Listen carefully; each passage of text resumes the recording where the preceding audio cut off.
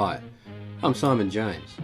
I've made this presentation today to tell you about a proposed series of half-hour documentaries I'd like to produce on the historical buildings and events of Newcastle and surrounds.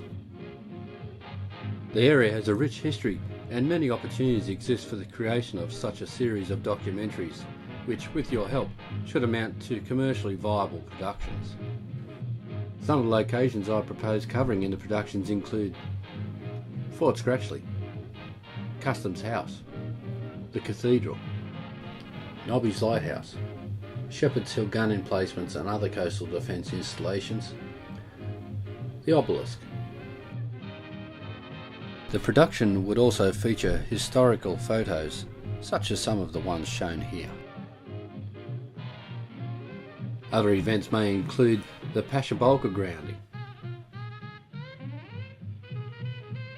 the Cygna wreck and storm of 1974, the Newcastle earthquakes including the relatively unknown earthquakes of the 1930s and earlier, the Star Hotel riot, and a look at the lost pubs of Newcastle which once numbered in the hundreds. The history of the Port of Newcastle and a look at former steelworks and the State Dockyard would also be a good source of interest. Over the years there's been many books written on the history of Newcastle, but relatively few decent documentaries. Several years ago I proposed the creation of such a television series to prominent Newcastle historian Dr. John Turner. He showed much interest in such a project, however sadly he passed away before we could discuss it further. Here now I hope to rekindle the proposal and ask that you join in seeing the creation of a quality production telling the stories that help make our great city of Newcastle what it is today. To get the project started I am seeking production staff to assist me in its creation.